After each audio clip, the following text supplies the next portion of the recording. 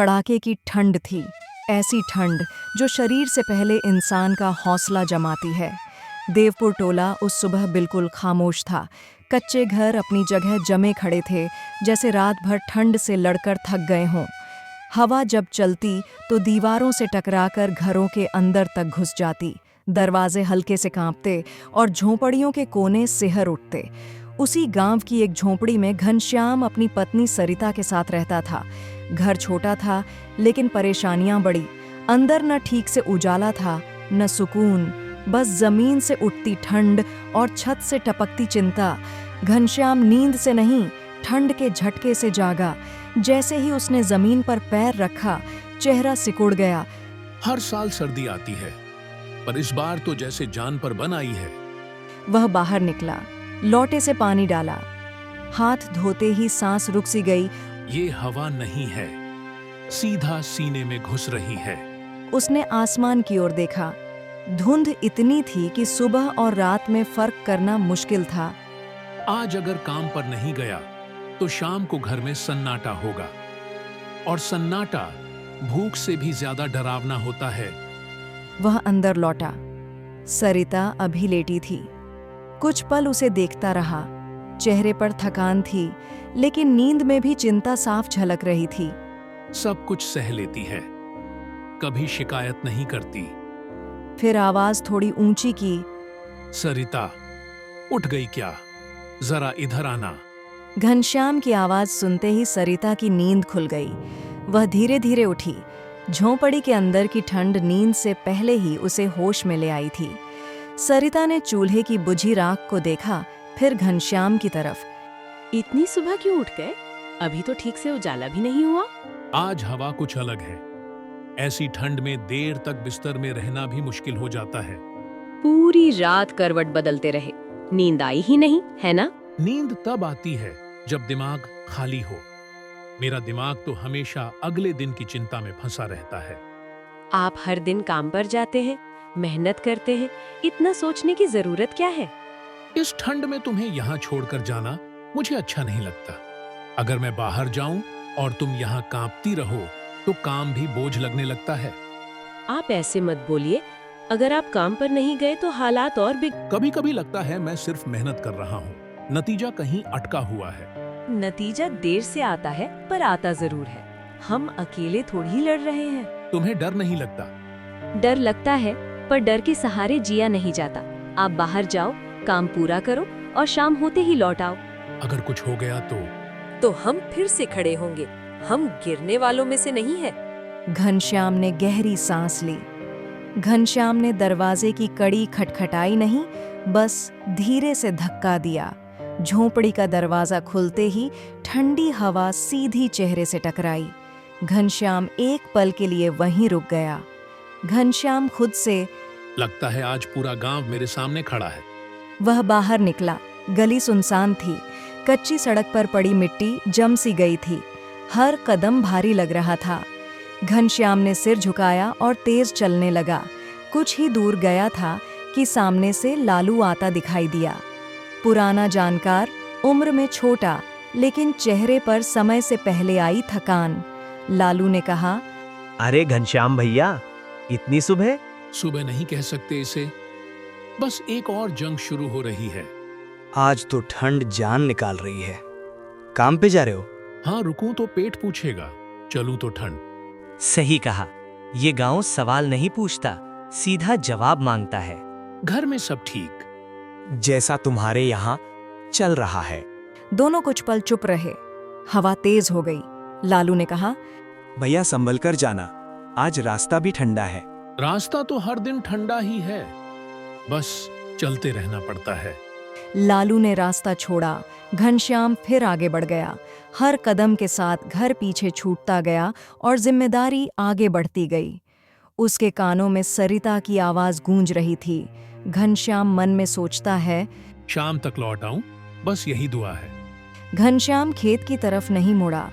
उसने पगडंडी बदली और उस कोठरी के सामने आ खड़ा हुआ जहां गांव का साहूकार कालूराम बैठा था। कालूराम हाथ में रजिस्टर लिए धूप की तरफ मुंह करके खड़ा था। घनश्याम को देखते ही बोला, अच्छा हुआ आ गए। पिछले साल जो पैसे दिए थे उनका हिसाब अब भारी हो रहा है। आप जानते हैं वो पैसे क्यों लिए थे? घर में खाने को कुछ नहीं था और सरिता बीमार पड़ी थी। बीमारी का खर्च, दवा का पैसा और घर चलाने के लिए उधार सब लिखा है इसमें। मैंने वो पैसे शौक में नहीं लिए थे। मजदूरी बंद हो गई थी, वरना आपके दरवाजे तक आता भी नहीं। कारण मुझे नहीं चाहिए, मुझे मेरा पैसा चाहिए। काम मिल रहा है अब, धीरे धीरे सब चुका दूंगा। आज हाथ खाली है, नियत नहीं। कुछ पल चुप्पी रही, हवा दोनों के बीच घूमती रही। कालूराम ने कहा, 1 हफ्ता इलाज के नाम पर जो उधार लिया था उसका पहला हिस्सा चाहिए। हफ्ते भर में खाली हाथ नहीं आऊंगा। याद रखना, बीमारी चली जाती है, कर्ज पीछे पीछे चलता है। घनश्याम पलटा और आगे बढ़ गया। घनश्याम कालूराम की कोठरी से निकलकर सीधे खेतों की तरफ बढ़ गया। उसके दिमाग में बस एक बात घूम रही थी, 1 हफ्ता, बस 1 हफ्ता। खेत के पास कुछ मजदूर जमा थे। उनके सामने खड़ा था रामसेवक। गांव और आसपास के इलाकों में काम दिलाने वाला ठेकेदार रामसेवक ही तय करता था किसे काम मिलेगा और किसे इंतजार। घनश्याम उसके सामने रुका। रामसेवक भैया, आज कोई काम है क्या? काम है, पर हल्का नहीं। दिन भर खेत में लगे रहना पड़ेगा। मेहनत से डर नहीं है, बस काम चाहिए। रामसेवक ने पास खड़े आदमी से कहा, इसका नाम लिख लो। सुबह से शाम तक रहेगा। अगर बीच में छोड़ा तो मजदूरी भी आधी। मैं काम छोड़ने नहीं, काम पकड़ने आया हूँ। रामसेवक हल्का सा मुस्कुराया। घनश्याम पीछे नहीं हटा। आज उसने तय कर लिया था, अगले 7 दिन हर सुबह इसी तरह काम मांगने नहीं, काम करने आएगा। वह मजदूरों के साथ खेत की तरफ बढ़ गया। हवा तेज थी, पर उसके कदम अब ठहरे नहीं थे। सूरज अब भी तेज नहीं निकला था। घनश्याम ने रामसेवक के कहे काम की तैयारी शुरू की। खेत में मिट्टी खड़ी और ठंडी थी। हवा अभी भी चुभ रही थी। घनश्याम खुद से, पहला दिन, लेकिन यह सिर्फ पहला कदम है। अगर आज काम नहीं पकड़ा तो कल के लिए कुछ नहीं बचेगा। सरिता का चेहरा मुझे लगातार याद आ रहा है। उसकी चिंता में वो नीली आंखें, उन्हें ठंड में छोड़ नहीं सकता। खेत में दिन भर हाथ पांव चलाते हुए घनश्याम की कमर में दर्द था। हाथ सुन्न हो गए थे और पसीने से उसकी कमीज भीगी थी। घनश्याम थक कर सांस लेते हुए, हाय भगवान, इतनी मेहनत, लेकिन यह थकान मुझसे भी बड़ी नहीं। रामसेवक बार बार खेत की ओर जाता और घनश्याम को निर्देश देता, यह हिस्सा ठीक से खोदो, वो हिस्सा संभालो। घनश्याम ने बिना किसी शिकायत के सारे निर्देशों को ध्यान से पूरा किया। शाम होने लगी, सूरज ढल चुका था। घनश्याम थक कर खेत की मेड़ पर बैठ गया। घनश्याम मन ही मन, आज का दिन तो बस इतना ही, लेकिन कल से 7 दिन लगातार यही काम करना होगा। सरिता के लिए, घर के लिए और अपने हौसले के लिए। उसने रामसेवक से मजदूरी ली और सीधे घर की तरफ चल पड़ा। घनश्याम घूमते हुए, ठंड लग रही है, पांव जकड़ रहे हैं, लेकिन घर पहुंचकर सरिता को देखकर सारा दर्द भूल जाऊंगा। झोपड़ी के पास पहुंचते ही सरिता की आंखों में चिंता साफ दिखी। घनश्याम, तुम ठीक तो हो ना? इतनी देर क्यों हुई? जी सरिता, थोड़ी थकान तो है, पर मैं ठीक हूँ। आज का काम खत्म किया और देखो, मेहनत का फल भी मिलेगा। अब तुम बस आराम करो। सरिता ने उसकी पीठ थपथपाई। घनश्याम ने खुद को थोड़ा गर्म करने के लिए आग के पास बैठा। सुबह की हल्की धूप झोंपड़ी में घुस रही थी। घनश्याम जल्दी उठ गया। कल की थकान अभी भी शरीर में महसूस हो रही थी, लेकिन दिल में एक नई उम्मीद थी। घनश्याम खुद से, कल का दिन अच्छा रहा, लेकिन आज से 7 दिन लगातार मेहनत करनी होगी। सरिता के लिए, घर के लिए और अपने लिए भी। सरिता ने चूल्हे पर हल्का सा नाश्ता रखा। घनश्याम, तुम बिल्कुल थक कर नहीं जा रहे हो ना?